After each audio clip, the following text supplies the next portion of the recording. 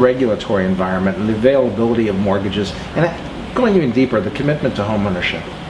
Where is that headed at the moment in the United States?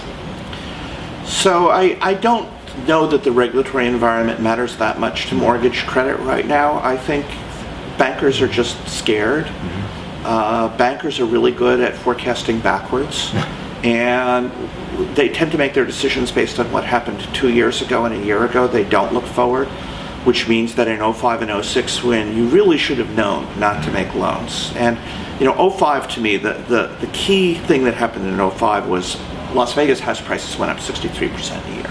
That should have been, to any sentient human being, a sign that things were out of control. Okay? But that to bankers seemed to be a sign that you should lend even more. And conversely, in 2009, it was obvious to anyone that on a long-term basis, house prices were way undervalued in California. And that a loan made at that time would be very safe, because maybe not in the first or the second year, but eventually you were going to have a lot more equity behind whatever loan you made. And instead, you have the opposite happens, is lenders clamp down.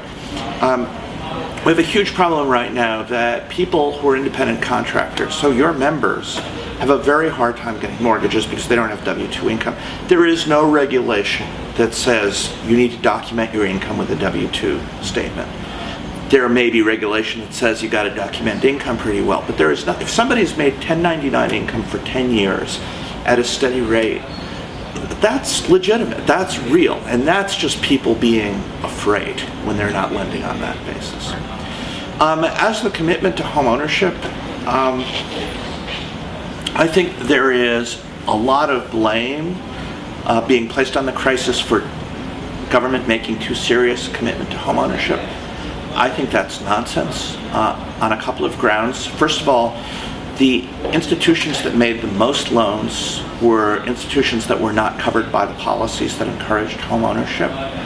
And second of all, what we find is people really want to be in their houses. And to me, one of the most remarkable statistics out of the episode that we've gone through comes from Stan Humphreys, who showed that 90% of upside-down borrowers are current on their mortgages. Yes, amazing.